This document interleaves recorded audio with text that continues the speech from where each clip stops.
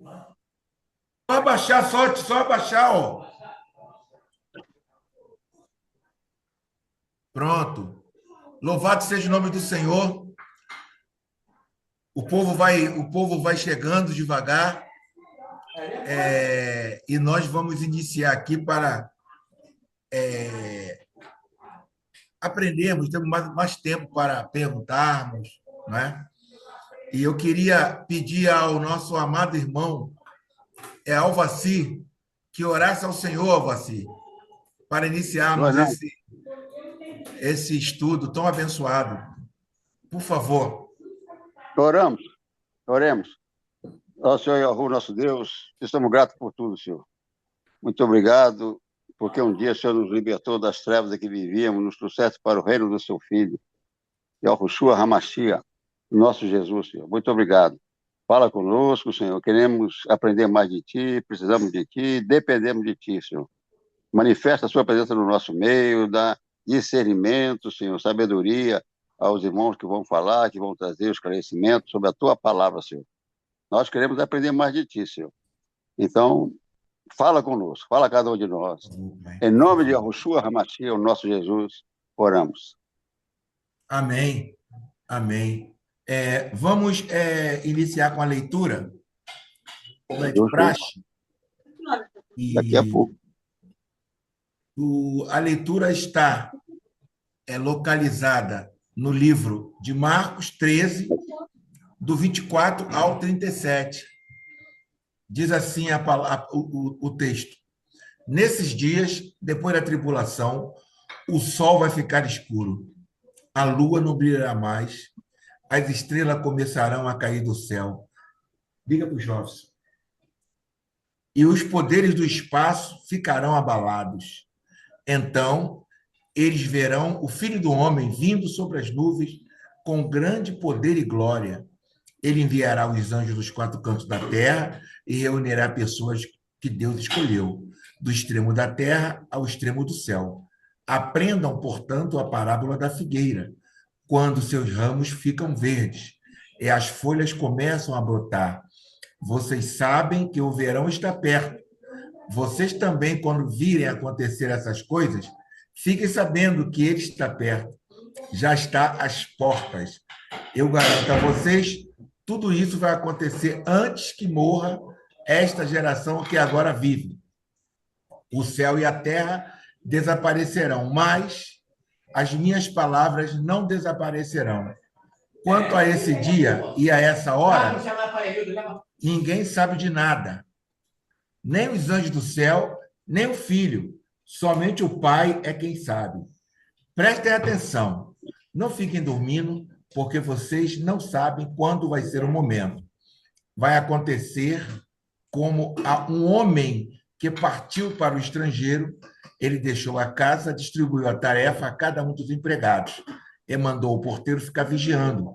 Vigiem, portanto, porque vocês não sabem quando o dono da casa vai voltar. Pode ser à tarde, à meia-noite, de madrugada ou pelo amanhecer. Se ele vier de repente, não deve encontrá-los dormindo.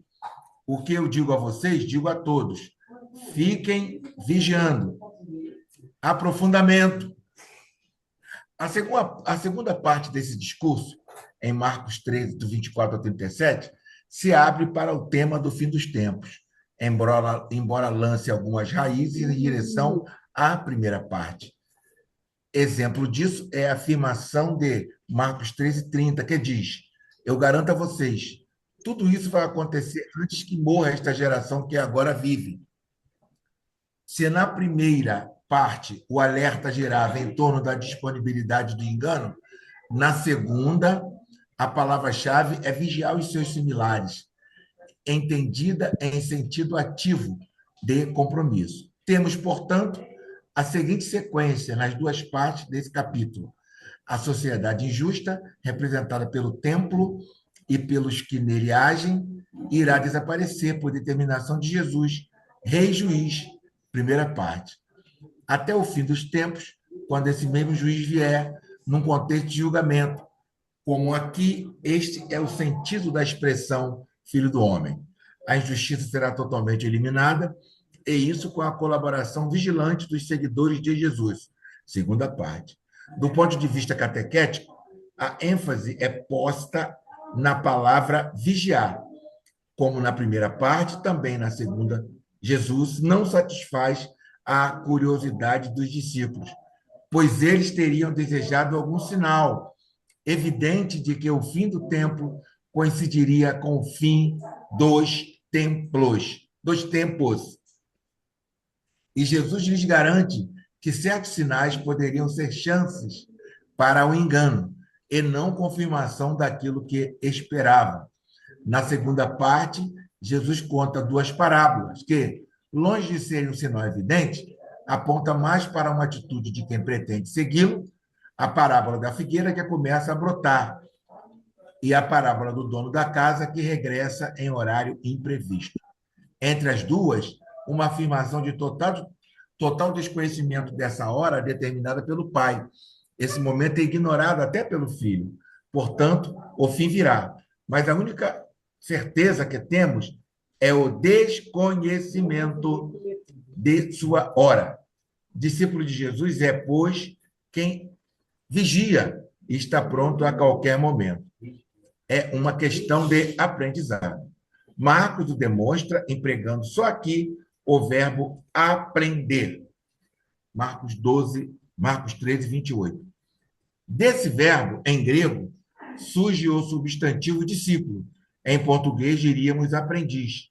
Aprende-se escutando o mestre, mas aprende-se também fazendo, ou seja, vigiando. É um caminho aberto e uma resposta à segunda pergunta de Marcos. Antes, porém, de apelar para o aprendizado, Jesus fala de coisas misteriosas que deverão acontecer, que ele fala depois da tribulação. Ou seja, após o que foi dito na primeira parte, Marcos 13, do 1 ao 23. Sol, lua, estrelas e poderes do espaço, 4 elementos, vão ser abalados. Normalmente, as pessoas tomam essa informação ao pé da letra e ficam apavoradas. Na linguagem apocalíptica, esses fenômenos, aparentemente assustadores, costumam ser prenúncio de boas notícias. Esse é dado esse dado é fornecido pelo Apocalipse. Ao longo dele, esses elementos cósmicos são abalados, mas desaparecem no fim, na Nova Jerusalém, sinal de que são sintomas positivos de algo extraordinário que está para acontecer. Esses abalos cósmicos de Marcos 13, 24 e 25 são, portanto, um paralelo das dores de parto de Marcos 13, 8. Também elas prenunciam de vida nova. É o que seria essa novidade extraordinária anunciada pelos abalos dos elementos cósmicos, nada mais, nada menos do que a visão do homem Jesus, juiz universal, vindo sobre as nuvens com grande poder e glória. Marcos 13, 26, compare com Marcos 9, do 1 ao 8. É o motivo dessa chegada, e o motivo dessa chegada é claro, recolher todas as pessoas que Deus escolheu. Marcos 13, 27. Note-se total desinteresse desse juiz pelos que não foram escolhidos. Compare com Marcos 13, 10. A primeira parábola é tomada da agricultura. Algumas árvores, como figueira, pressentem a chegada da primavera, tornando-se um convite à vigilância. Evidentemente, naquele tempo não dispunham de calendários como nós para saber quando se inicia a primavera. No texto de Marcos se fala de verão, pois dividia-se o tempo basicamente as duas estações, frio e calor. Seguidor de Jesus é quem se torna aprendiz da figueira, antecipando os tempos com a vigilância. A segunda parábola pertence ao contexto de uma casa, com chefe, capataz, porteiro e empregados. Apesar da diferença de funções de comando porteiro ou não empregados, todos têm em comum a vigília. O que eu digo a vocês, digo a todos: fiquem vigiando. O relógio dessa casa era bem diferente do nosso, pois dividia as horas da noite em 4 períodos: entardecer, meia-noite, madrugada e amanhecer. Não importa a hora em que o patrão vai voltar, importa vigiar. O que seria vigiar? A casa, exemplo apresentado por Jesus, fornece uma pista interessante. Já vimos em Marcos que Jesus tem casa em qualquer lugar, aonde vai, e até prometeu para esta vida o cêntuplo em casas para quem, como ele, deixa tudo por causa do reino. A imagem da casa nos faz, portanto, pensar no mundo inteiro, qual casa de Jesus confiada a nossos cuidados. Nessa imensa casa que é o mundo e que tem o dono prestes a voltar, há muitas funções, mas todas elas voltadas à vida dessa casa dos que nela vivem. Vivência, professor Brito, ó, professor Wilton, por favor, fique à vontade. Boa noite, meus irmãos e irmãs, a graça e a paz do Senhor Jesus. Vocês estão ouvindo bem? Amém. Amém. Então, esse texto, como o irmão Isaías leu, numa parte aí do comentário do autor, ele é um texto que ele é considerado, no seu estilo literário, como sendo um texto apocalíptico. O que é isso? Isso era um gênero literário que ele surge ali naquele período que nós chamamos de intertestamentário. É quando vocês vão ver que a atividade profética ela vai diminuindo até não mais existir, como sendo um profeta que anuncia algo em nome do Senhor. E a partir de então, não é que Deus ficou em silêncio, isso é uma coisa errada que as pessoas falam. Deus não ficou em silêncio. Ele só não se valia desses profetas nesse sentido de profetismo como nós conhecemos. Mas o que começa a proliferar naquele ambiente? A escrita por meio da apocalíptica. O que é isso? Era um gênero literário que ele se vale de símbolos, de uma linguagem dualista, de conflito entre o bem e o mal, para mostrar o fim de uma opressão. Por isso que esses textos, eles sempre trabalham uma disputa cosmológica. O que é isso? É a disputa do bem e do mal, onde o bem vai prevalecer e aquele mundo velho, ele vai se extinguir, ele vai acabar. Por isso que você pegar, por exemplo, alguns livros proféticos, você já começa a ver algumas raízes desse tipo de ensino. Você pegar na sua Bíblia, por exemplo, aí, Ezequiel capítulo 7, se você tiver uma Bíblia Almeida, revista e corrigida, você vai ver que lá tem um título que é chamado O Fim Vem. Não sei se vocês já repararam nisso. O fim vem. O que é o fim ali? Não é o fim do mundo. Pode até ser o fim do mundo se você entender que mundo não é planeta. Se você entender que é o fim de uma época, que é o fim de uma era, você pode ler assim. Mas o que é o fim, né? O fim, ele é o extermínio, ele é o término daquela situação de dificuldade pela qual o povo está passando. Isso vai se acentuar, claro, depois do exílio babilônico.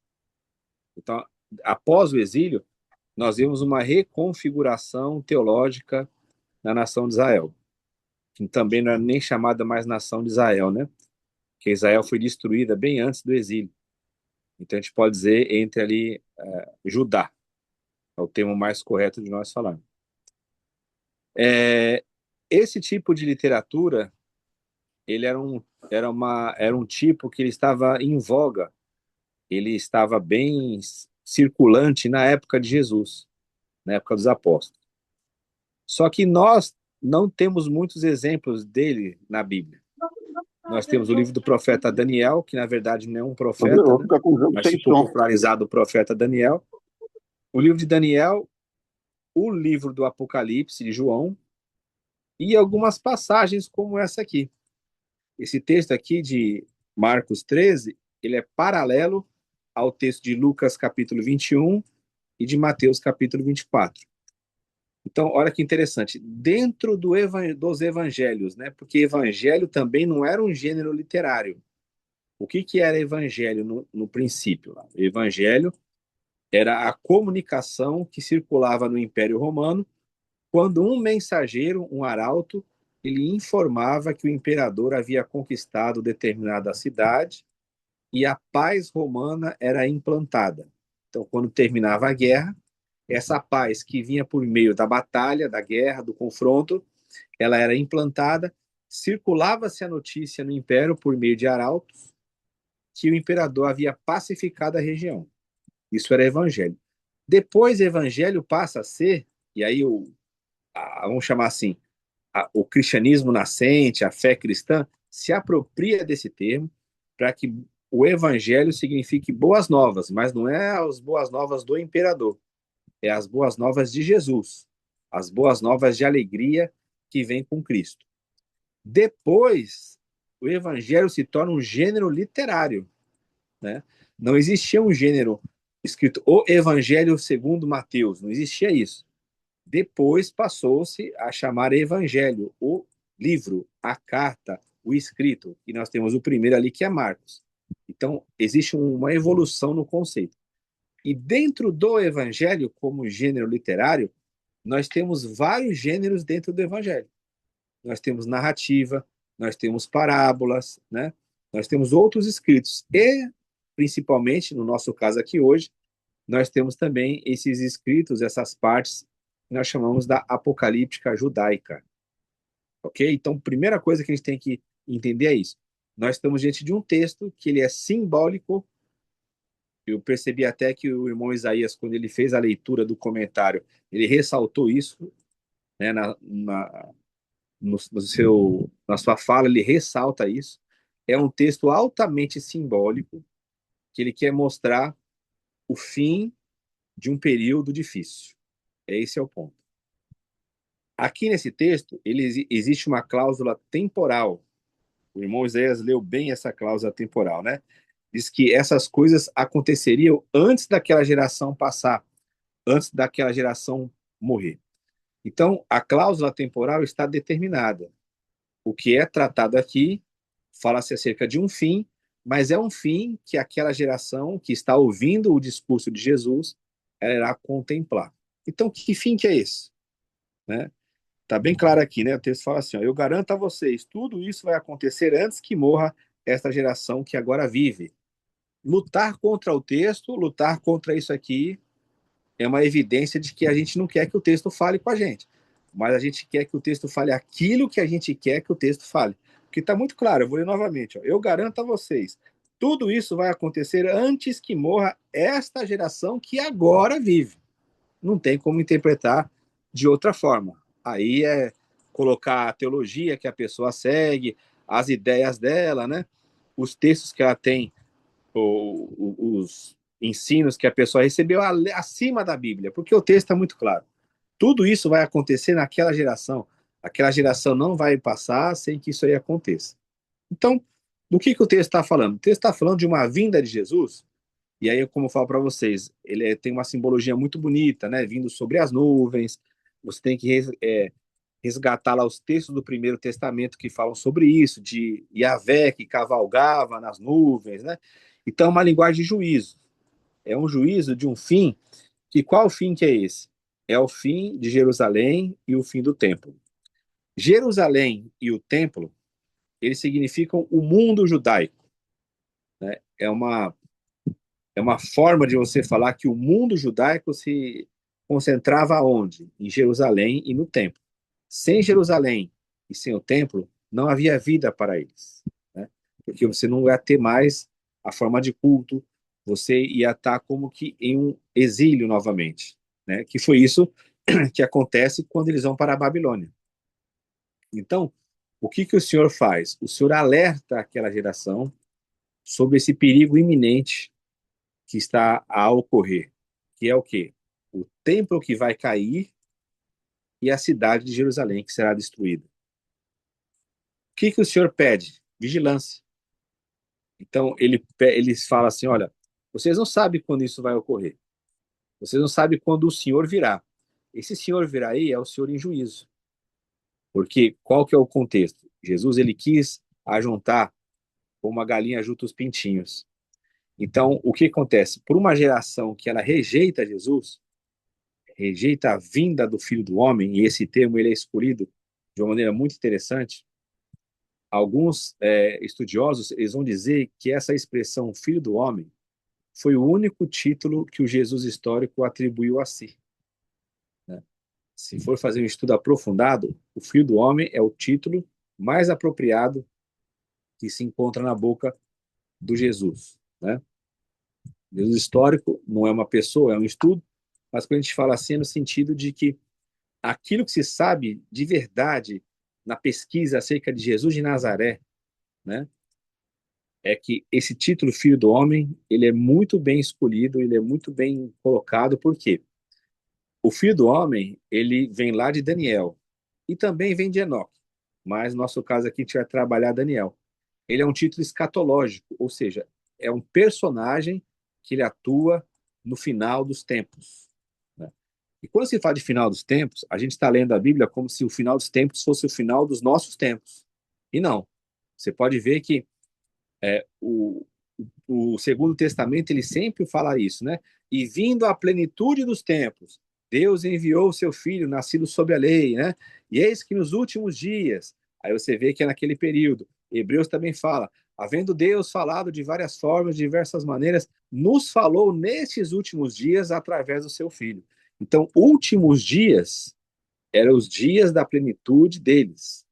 Era aqueles dias que eles estavam vivendo. É já a última hora, né? Não é a última hora para quem está lendo hoje, é já a última hora para quem está lendo naquele período. Então, quando a gente identifica essas cláusulas temporais, nós temos a certeza do que está ocorrendo. Então, o que o senhor fala nesse texto? Que eles deveriam ter vigilância, porque eles não sabiam quando isso iria acontecer. Nós, que já estamos lendo o texto muito tempo depois, sabemos quando aconteceu, no ano 70, vendo aquela destruição do Templo de Jerusalém. Pois bem, você pode perguntar assim, tá bom, eu tenho essa passagem aí, eu já entendi o contexto, eu sei que isso aqui se aplicava ali para eles, né? A gente tem que perder essa vaidade de que a Bíblia foi escrita para nós, a Bíblia não foi escrita para nós, ela, pela misericórdia de Deus, pela graça de Deus, a Bíblia chega até nós. E a Bíblia não foi escrita como Bíblia, né? A Bíblia é uma coleção de livros. Esse texto aqui ele foi escrito separadamente, ele não foi colocado junto com nada. O Evangelho segundo Mateus é um texto que foi por uma comunidade, assim como o Evangelho segundo Lucas, né? Assim como a carta de Paulo aos Filipenses, tudo isso tinha os seus destinatários concretos, né? Definidos daquela época. E depois esses escritos chegam até nós, né? Isso é a providência de Deus fez com que chegasse até nós. Mas eles têm um endereço certo. Então aquela comunidade, ela teve que ficar vigilante e para saber que um juízo estava ali próximo dela, e isso ocorreu cabalmente, Jesus não mentiu, a gente tem provas de que tudo isso aconteceu. Ok. O que esse texto serve para nós? O que esse texto serve para nós? Quando se fala de final dos tempos, final de um ciclo, se fala de uma resistência. Todo escrito apocalíptico ele fala de resistência. É só você pegar, por exemplo, o Apocalipse de João. Lá você vai ver um povo que resiste. Então, para nossa geração, como que a gente deve ler um texto como esse? Nós devemos ter esse sentido da vigilância, né, no sentido coletivo e no sentido individual. Qual que é o sentido individual? É que nós não sabemos o dia da nossa morte. Nós devemos estar vigilantes com relação a isso, né? E não só porque nós vamos morrer, mas porque a vigilância é um estado permanente do cristão. Ela é a segunda perna, né? Oração e vigilância. Vigiai e orai. Então, a vigilância, ela é sempre bem-vinda. A vigilância é sempre necessária. Então, o que esse texto traz para nós? Que nós devemos viver num contexto de vigilância. Não somente a vigilância quando se fala da destruição de uma época, de um local, não somente isso. Mas na vigilância, como vocês vão ver nos escritos mais posteriores, que nós temos no Segundo Testamento, é a vigilância principalmente contra o falso ensino. Aqui tem uma chave de leitura muito legal, porque ele fala que nós não saberíamos, né, o leitor não saberia o dia da vinda de Jesus. Para aquela geração, eles não sabiam. E viria como um ladrão, viria num juízo, que não sabia. Ele dá alguns sinais ali para aquela geração, mas eles tinham que ficar vigilantes. Então, a vigilância na nossa vida, ela tem esse sentido. Nós não sabemos o futuro, mas nós confiamos num Deus que orienta todo o futuro. Mas o nosso papel é o papel de vigilância, tanto no sentido individual, como no sentido corporativo. O que nós somos mais atacados? Vocês veem hoje. Aquilo que Paulo colocou como um princípio lá em Atos 20, naquele discurso que ele faz para os anciãos em Mileto, é algo que ocorre hoje de uma maneira muito clara para nós. Nós somos atacados de maneira externa e de maneira interna. Tem até um vídeo circulando aí de um pastor que perguntaram para ele assim: quem causou mais mal à igreja, Lula ou Bolsonaro? Aí ele fala assim: nenhum dos dois. Foi algo interno, né? O que causou isso que nós vemos aí não foi a chegada de um político. A chegada de um político só deu vazão para isso. Mas o que a gente vive hoje é algo que vem sendo maquinado contra a igreja lá atrás. Não é algo que explodiu de uma hora para outra. Se tornou hoje talvez mais claro em função das redes sociais. Mas o que a gente já vê aí é um afastamento da pessoa de Jesus. A nossa vigilância hoje não é porque Jesus vai voltar. Aí Jesus vai voltar, e aí se ele voltar, eu tenho que estar vigilante. Não, a nossa vida inteira tem que ser uma vida de vigilância. Por quê? Porque nós não devemos nos preocupar com a vinda do Senhor. Porque se a gente estiver vivendo uma vida correta no Senhor, uma vida que os nossos olhos estão fixos em Cristo, você pode ficar tranquilo se você morrer agora, se o Senhor voltar daqui um dia, daqui 10 anos, daqui 1000 anos, não importa. A sua vida é uma vida que está pautada em Jesus. Você já vive diante do Senhor. Então não é uma mensagem de medo, como o comentarista colocou, mas é uma mensagem que deve ser levada para a esperança. É a esperança de que sempre o mundo vai passar por problemas e sempre aquele que persevera, ele vence. Então, a gente olha a situação da igreja hoje, tantos falsos ensinos, tantas mentiras, tanta falta de Cristo, mas qual que é a nossa esperança? Que isso já ocorreu na história da igreja. E a igreja prevaleceu. Então, nós vivemos hoje, no nosso país, um momento difícil. Os irmãos mais antigos talvez já pegaram um momento onde não havia tanta liberdade para se fazer as coisas, mas havia liberdade no espírito. E hoje nós temos uma liberdade para fazer as coisas em nome de Jesus, mas nós não vemos essa liberdade no espírito. Talvez a maior perseguição hoje não é da política. A política não. Nenhum sistema político persegue a igreja no Brasil hoje. Pelo contrário, o Estado está unido com a igreja. O Estado patrocina a igreja. Os escândalos estão aí. Cada dia que você vê a CPMI lá do INSS, você verifica. Cada dia surge o nome de pastores, de igrejas, de grandes denominações que se aliaram nesse crime, que ganharam dinheiro. Aí vem outro escândalo, Banco Master, você vê, tem gente de igreja, tem pastor famoso, tem gente envolvida nisso. Então, a perseguição não é essa, não. A grande perseguição que está ocorrendo hoje são para aqueles que mantêm o testemunho do Senhor, aqueles que vivem o evangelho e denunciam as falsas práticas, os falsos ensinos. Esses sim são perseguidos. Esses aí são banidos, esses são excluídos, esses são rejeitados. Agora, a igreja institucional em si não sofre nenhuma perseguição no nosso país, pelo contrário. Ela que tem causado muitos males à sociedade. Mas, como eu estou dizendo, vai chegar um tempo, nós não sabemos quando, que isso aí vai mudar. Tudo tem um basta.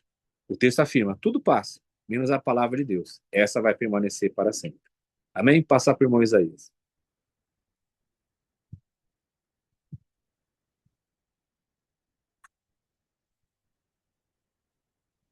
Tá desligado ainda, Isaías. Abre o microfone aí.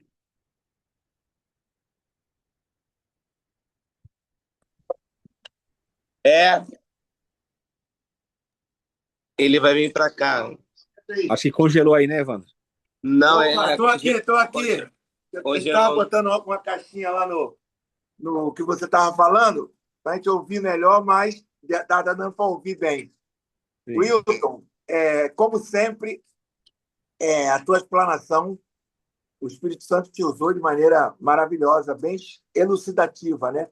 Bem elucidativa.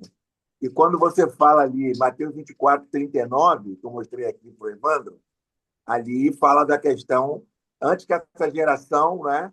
A geração tem 40 anos, Jesus tinha 30 anos, né? Jesus tinha 30 anos, e em 40 anos aconteceu essa vinda em juízo, né? De Jesus. Não é isso? Isso. Ele tentou, em Mateus 23, ele fala: Jerusalém, Jerusalém, mata seus profetas, eu queria te juntar como uma galinha, etc, etc. E se cumpre com o Império Romano sendo essa ferramenta de, Sim, da vinda, né, da destruição, entre aspas, do povo que não queria receber o Messias.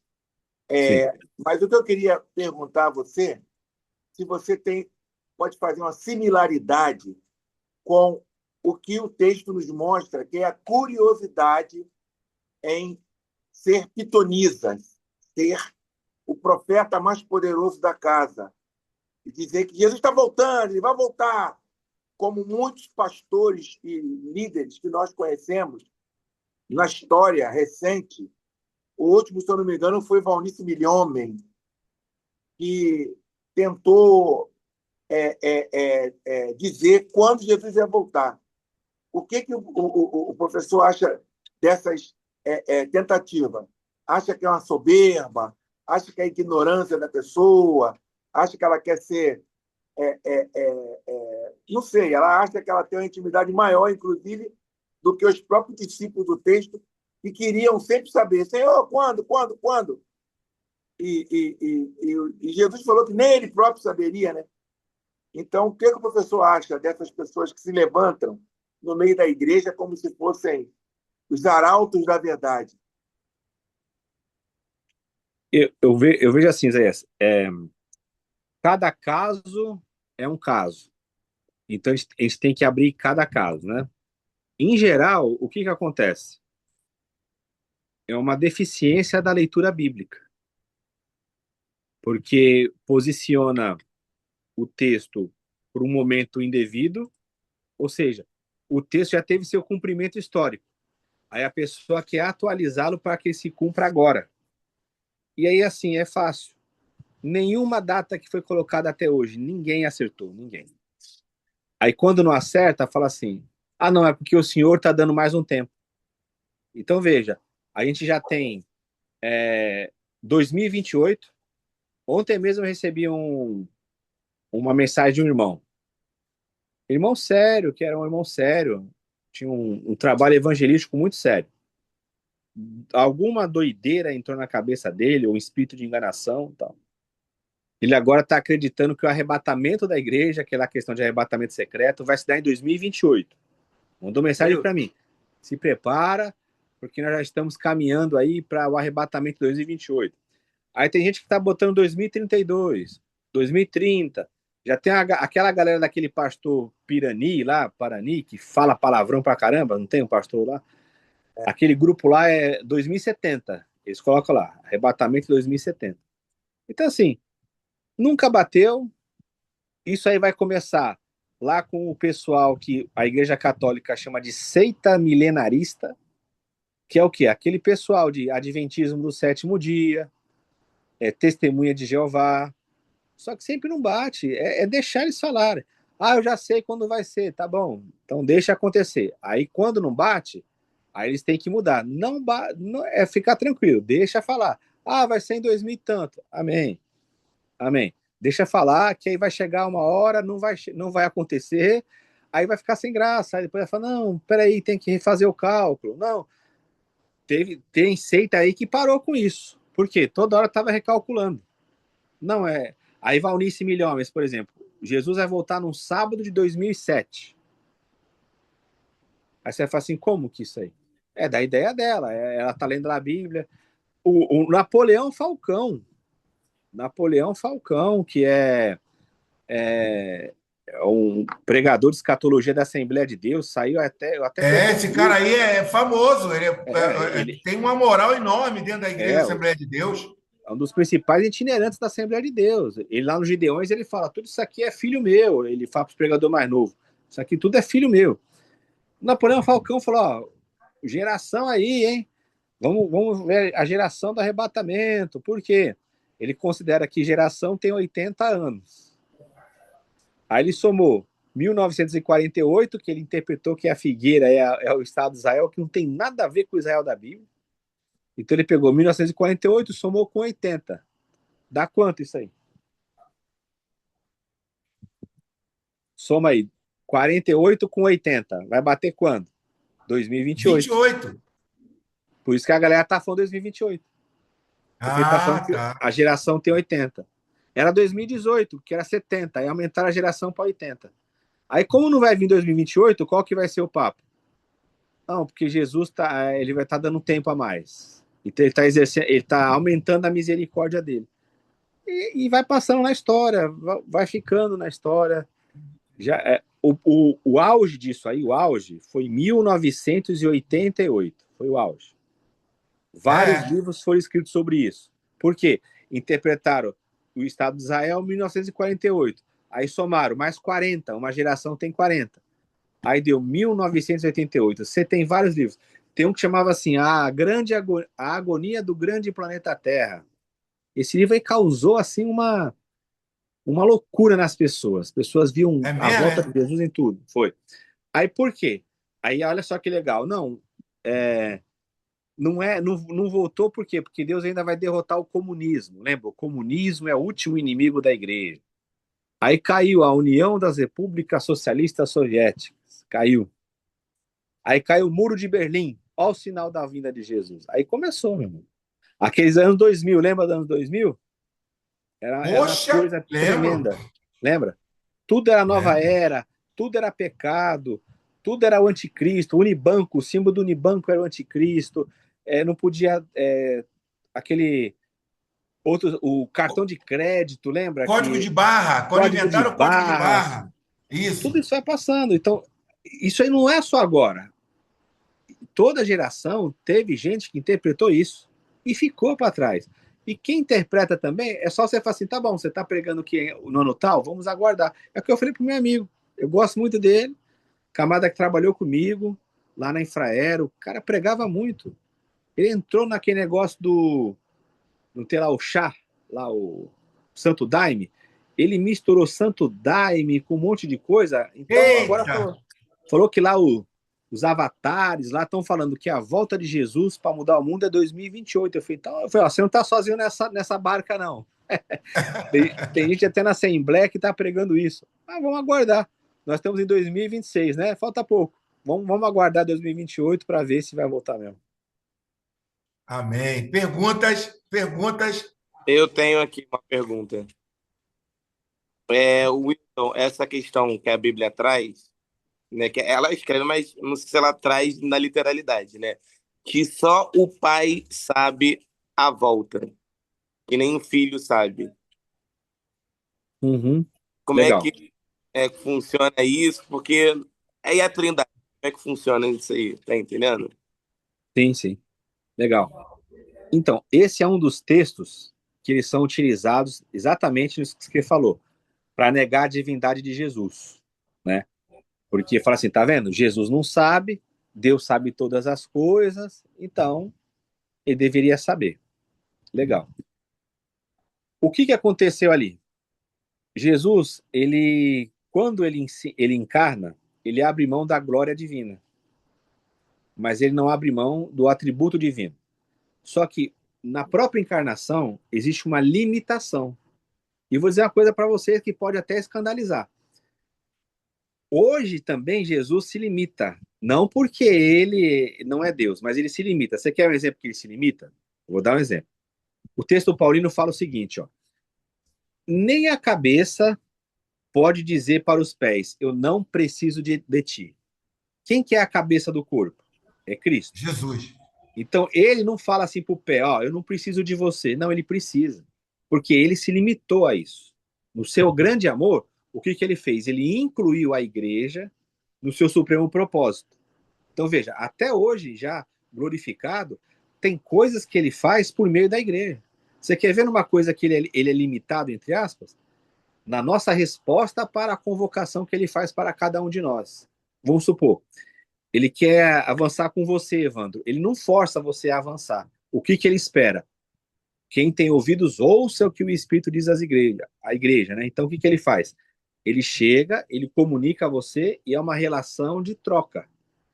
Não é uma relação de ele pega você e começa a agir você como um autônomo, como um robô. Você não é um robô. Por isso que ele fala, olha, o próprio texto aí, nós estamos trabalhando aqui em Jerusalém, né? Ele fala assim, Jerusalém, Jerusalém, quantas vezes eu quis ajuntar você como a galinha faz com os pintinhos, e você não quis. Aí você fala, ué, ele quis e o homem não quis? É porque Deus, não é porque ele não deixou de ser Deus, é porque na sua administração, na sua soberania, o que ele escolhe? Ele tem que ter, entre aspas, essa parceria. Ele tem que trabalhar junto com o homem. Então, estou mostrando para você que até hoje tem isso. Esse texto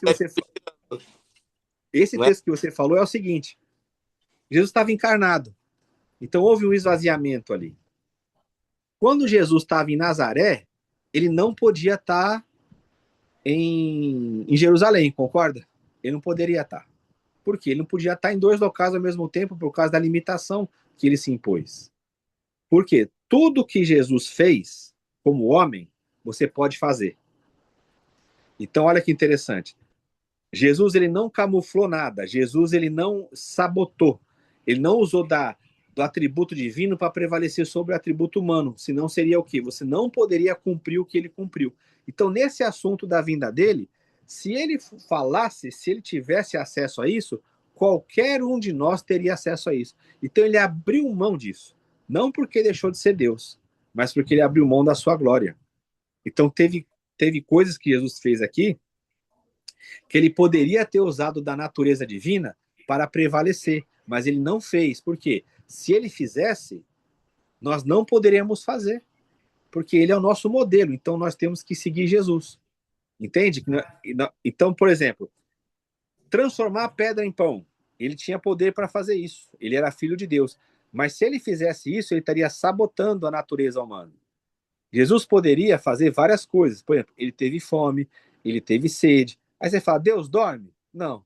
Deus tem sede? Não.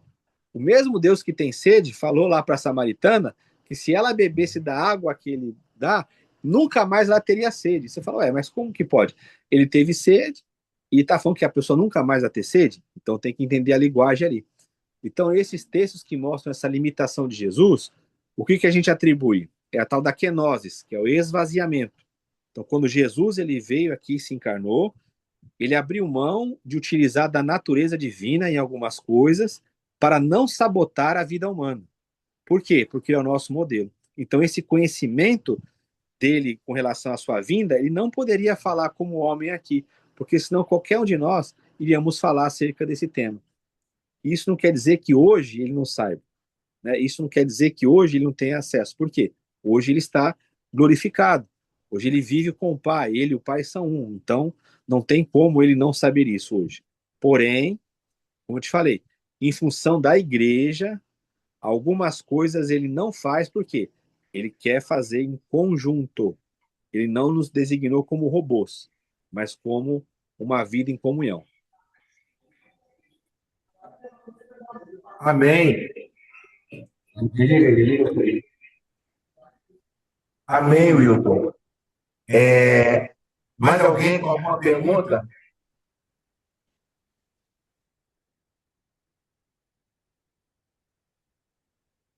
Alguma pergunta? Só queria complementar O Evandro quer complementar.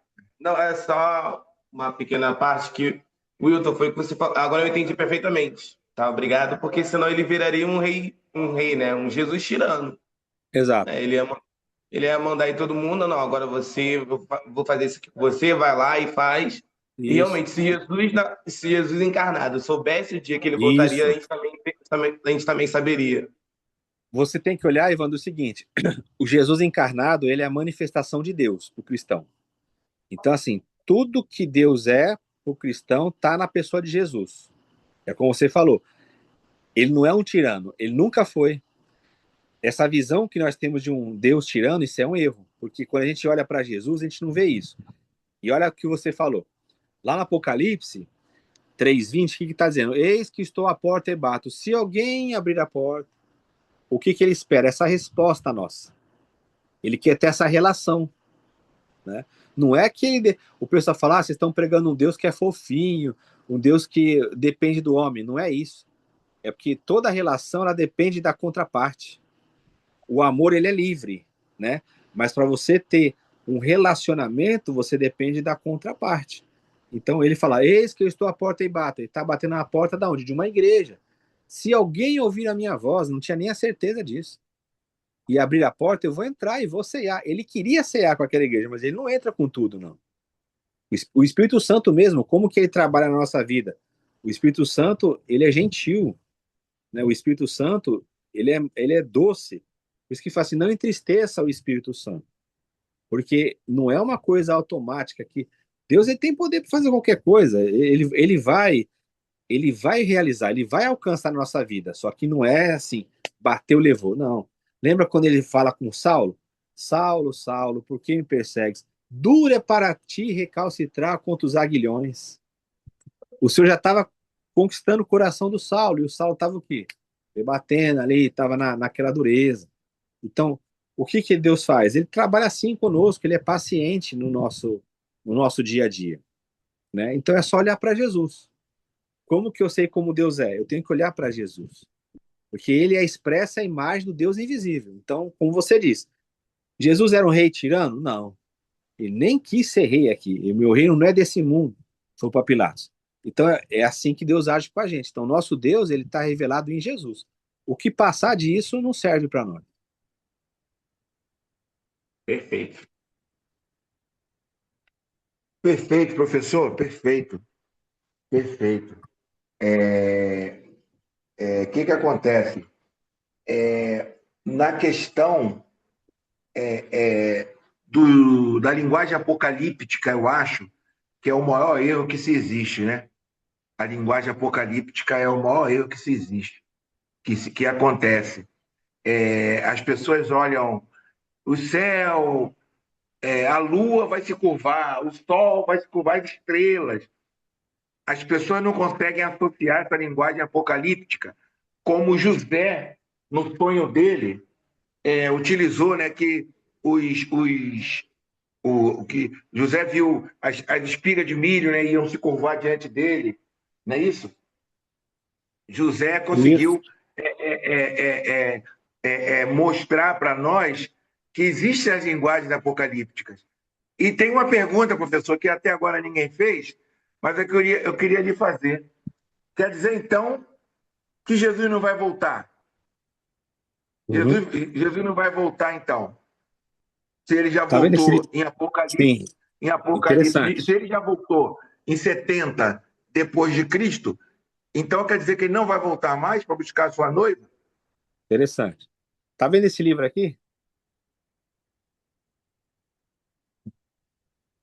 Ó, o nome dele é A Imaginação Apocalíptica. Imaginação Apocalíptica. Então, é como Isaías falou, é a falta de conhecimento mesmo do gênero literário. Vou trabalhar duas questões aí que o Isaías colocou. Olha o texto que ele citou, José. José. Se você, aqui eu vou entrar um pouco na crítica literária, né? Na crítica textual. Então, assim, aqui já é um pouco mais de uma teologia acadêmica, mas eu vou tentar explicar dentro da nossa realidade aí. José, o chamado ciclo de José, que é Gênesis 37 ao 50, ele é um texto muito tardio. Aí você fala assim, como que é tardio? Não foi Moisés que escreveu? Não. O Pentateuco é da tradição mosaica. Mas hoje já se tem isso que não foi Moisés que escreveu o Pentateuco. O Pentateuco ele é escrito com as tradições do povo no período exílio e pós-exílio, certo? Só que esse ciclo de José, ele talvez ali seja o texto mais tardio do Pentateuco. É uma possibilidade, não é uma certeza. Por quê? Porque ele tem esses traços apocalípticos que o Isaías comentou. Olha o que ele fala. O sol, a lua e as estrelas vão se dobrar diante dele. Tem como ler isso de maneira literal? Não tem. Aí eu falo, tá legal. Por que que você interpreta que ali é o pai e a mãe? Porque o texto vai mostrar isso, né? E por que que você não interpreta a outra passagem também de maneira simbólica? Por que que na de Jesus tem que ser um eclipse que vai cair, aí cometa?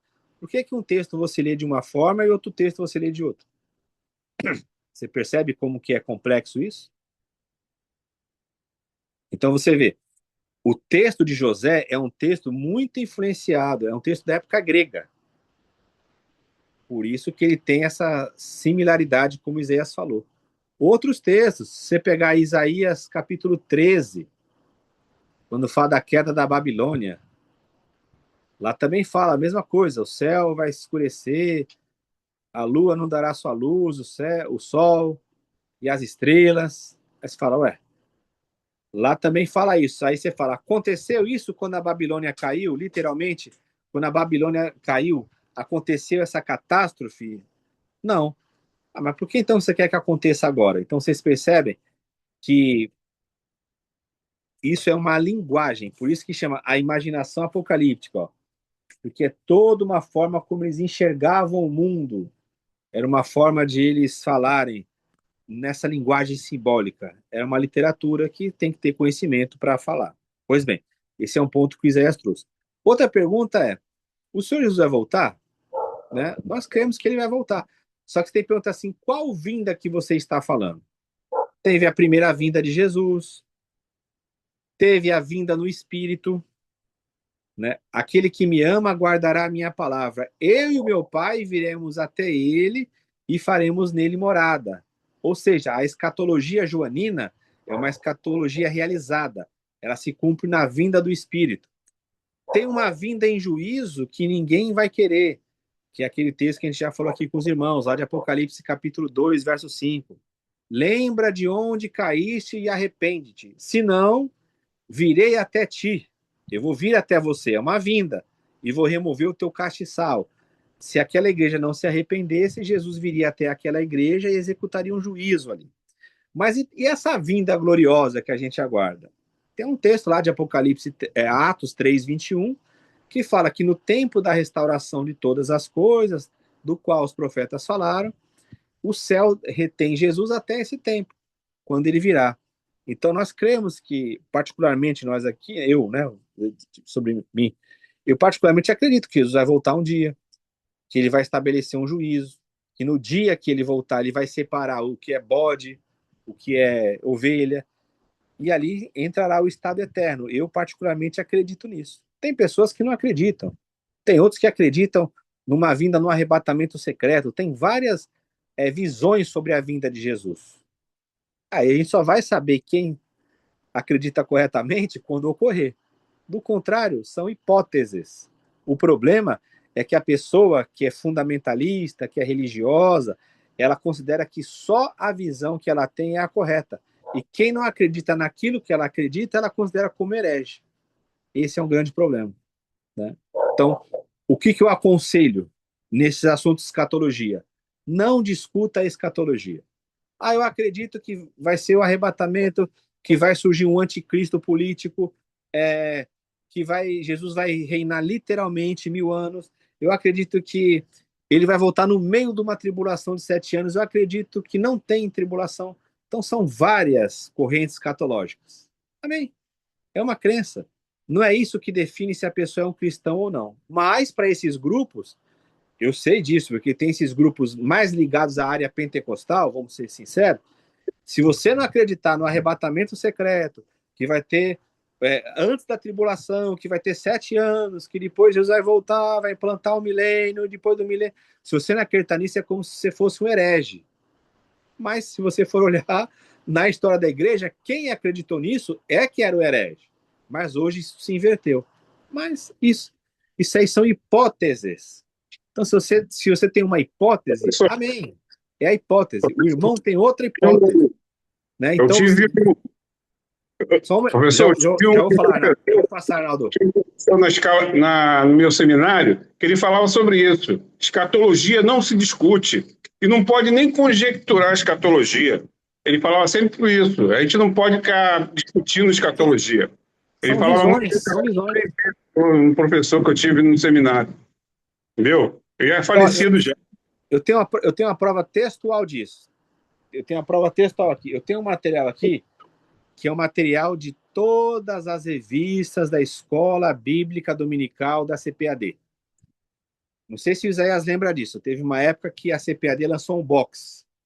Eu tenho ele aqui, ó. São volumes grandes de capa dura. O que eu fiz uma vez? Uma pesquisa nesse box. Que, se não me engano, são 8 volumes. Qual foi a pesquisa que eu fiz? Foi sobre a tal da Nova Jerusalém. Você vai encontrar que ao longo da história da denominação, ela já mudou. Isso aí não é o problema. A questão é que mudou o pensamento para um outro pensamento. Depois mudou para outro pensamento. Depois voltou para o primeiro pensamento. Depois foi para o segundo pensamento. Depois voltou e criou um outro pensamento. Você fala de Nova Jerusalém. A pessoa fala assim, não, Nova Jerusalém é uma cidade literal que desce. Aí você começa assim, tá bom, ela desce do céu, só que ela vai vir aqui para a terra ou ela vai ficar suspensa nos ares? Pronto, se você fizer uma pergunta para quem acredita na literalidade da Nova Jerusalém, já dá problema. Aí você fala assim, beleza, ela é literal, ela vai descer. O que vai acontecer com as pessoas que já morreram e ressuscitaram? Elas vão ter acesso à Nova Jerusalém? Vai. Elas vão reinar com Cristo aqui. Ué, mas elas então não vão ter mais acesso ao céu? Elas vão vir aqui para a terra? Aí a pessoa fala assim, não, vai unir as duas. Aí eu falo, não vai unir as duas, não. A gente vai ser como anjo. Você vai ter acesso aqui e acesso lá. Aí outro fala assim, não, ela vai ficar suspensa. A gente vai conseguir, a gente vai morar lá, conseguindo enxergar aqui. Então, se eu quiser estar aqui, eu vou estar lá. Você percebe que são coisas que não tem escrito na Escritura Sagrada. São interpretações, são especulações. Quando você perde a base bíblica, a pessoa não tem. Porque não está escrito isso. E aí ela quer dizer que a visão dela é a correta quando não está escrito. Então ela deve ser sincera, fala assim, ó, isso não está na Bíblia. Isso é uma interpretação que eu aprendi ou que eu inventei. E está certo. É o que a pessoa acredita. Agora, a pessoa dizer que aquilo é o que a palavra de Deus mostra, é só você pedir a evidência. Fala, não, lê aí direito. Aí quando você lê, não tem. Tem algum local que fala que a Nova Jerusalém vai ter se a pessoa interpreta como uma cidade literal, né? Não interpreta que é o povo, ela interpreta que é literal. Só que se você for mais crítico, você vai falar assim, tá bom, da onde que vem a palavra Nova Jerusalém? Ela não vem do Apocalipse. O Apocalipse está usando uma linguagem que já era lá do Trito Isaías. Aí você tem que ir lá para o Isaías, tem que entender lá no Isaías o que significa, e depois você vai entender aqui. Você vai ver por que João usou essa linguagem. Enfim, o que eu quero mostrar para vocês é o seguinte, não discuta com pessoas dogmáticas, é perda de tempo. É perda de tempo. Não discuta. A pessoa acredita naquilo ali? Amém. É a fé da pessoa. Amém, professor, amém. Não sei se tem mais perguntas aí, já são 10 horas. Vamos concluir esse estudo maravilhoso. Estou aqui com o Tiaguinho, com o Evandro e com o Evaristo, maravilhados aqui com esse estudo. Jesus é bom demais. Amém. O Evaristo aqui Fala, Evaristo. A explicação, doutor, foi muito boa a explicação, entendeu? Que a gente tem que saber o que é o certo e o que é o errado, entendeu? E assim, nesse procedimento aí, é muito bom a gente saber, entendeu? Fala, Arnaldo. Eu lembro, Zé, também que esse meu professor, já falecido, já, né? Faleceu com 84 anos. Eu falei do seminário que escatologia, e só ele que dava aula de escatologia. Sabe? Não gostava de achismo. Esses achismos que as pessoas falam, eu acho isso, eu acho aquilo. Conjectura, né? Como o professor falou aí. Entendeu? Ele falava muito sobre isso, sabe? Que é muito perigoso, sabe?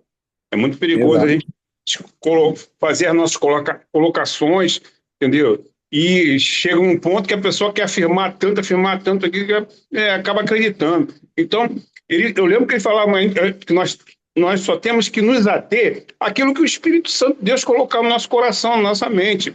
Estudar, sim, vamos estudar. Mas temos que se ater àquilo que verdadeiramente o Espírito Santo fala no nosso coração. Até porque Deus, né, o professor, né, Deus não é Deus de confusão, pô. Como é que Deus vai confundir a tua mente a ponto de você, né, ficar maluco, ficar doido? Mas isso aí vem do ser humano, isso aí, né? Você sabe onde está a raiz disso, Arnaldo? Sabe onde que está a raiz disso? Sim. É a curiosidade humana. Por quê? Os textos não falam sobre isso. A Bíblia não foi dada para a gente ficar especulando como que vai ser. A Bíblia foi dada para a gente viver Cristo aqui, agora. Aí o que acontece? A especulação, a curiosidade faz, a pessoa cria lá um sistema dela e pronto, ela começa a especular porque ela quer ter essa resposta. Ela não consegue viver com atenção que é sobre o futuro, ela não consegue. Ela não consegue. Os evangélicos, em sua maioria, não conseguem usar uma expressão, eu sempre falo isso. O evangélico tem muita dificuldade em falar assim, eu não sei. Porque ele acha que o não saber é falta de fé, é falta de espiritualidade. E não. Ainda mais quando você é um líder de uma grande igreja. Exato. Você nunca vai admitir que eu não sei. Não entendeu? sabe, Nunca exato. vai admitir. Esse que é o processo. Exato. E tem o seguinte, o Wilton.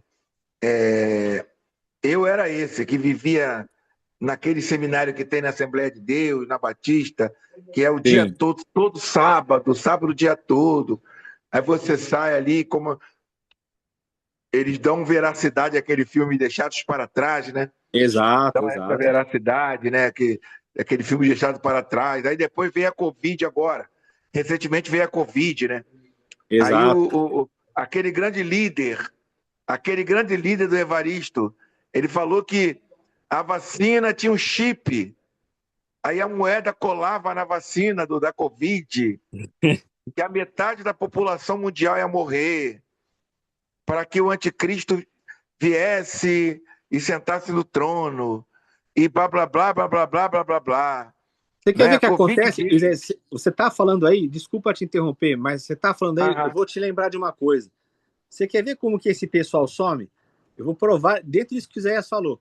Você lembra de um irmão que era muito famoso no Facebook, na internet, chamado Irmão Rubens? Lembro. Lembra dele? Que mostrava aqueles caixões, negócio de vacina, anticristo. Aí eu falo, cadê o Irmão Rubens hoje? Ele não tem tanta audiência que nem ele tinha. Por quê? Porque as teses dele caíram por terra. Você lembra? Ele era febre, tinha os DVDs lá que ele vendia, lembra disso? Lembro. Eu mesmo ganhei, eu acho que umas 3 coleções daquela que o pessoal vinha trazer para mim. Era uma série que ele tinha, Irmão Rubens, lembra? Aí ele falava daqueles caixões, da vacina, da NASA, e terra plana. Aí, você lembra? Era só botar no YouTube aí, Irmão Rubens, vocês vão ver quem é. Só que o pessoal tem amnésia, Wilton. Lembra da moeda? Colava a moeda aqui na vacina da Covid. Na vacina, isso. Tu lembra disso? Não, mas... É ridículo, cara, ridículo. Falar que tinha um chip, sabe? Exato. Uma loucura. Essas informações não chegam até mim, não, graças a Deus. Não? Gente, então, graças a Deus por esse estudo, vamos orar para concluir. Muito obrigado, Wilton. Muito obrigado, irmão Alvaci, Wilton, Arnaldo, a irmã Ailen Aze, irmão João Carlos. Vamos terminar, vamos orar. Senhor, muito obrigado, te louvamos por essa noite, te agradecemos, Senhor, porque tu não nos deu a possibilidade de descobrirmos o dia que tu irá nos arrebatar, o dia que tu irá fazer com que nós estejamos contigo eternamente. Nós já vivemos a eternidade contigo hoje e nós te agradecemos por o Senhor ter nos salvo, ter aberto nossos olhos, como tu fez com Paulo. Muito obrigado, Senhor, que a nossa preocupação não é a tua volta. A nossa preocupação é nos mantermos firmes, independente das agrúrias, das adversidades, das provações, dos desertos, das dores. Essa é a nossa responsabilidade. Tu voltando daqui a pouco, tu voltando daqui a 100 anos, para nós não importa. O que importa é nós estarmos prontos, Senhor, para te amar. Por isso nós te louvamos e engrandecemos o teu nome. Amém e amém. Amém. Para terminar, em nome de Jesus, beijo no Valeu. coração de todos. Tchau, gente. Tchau.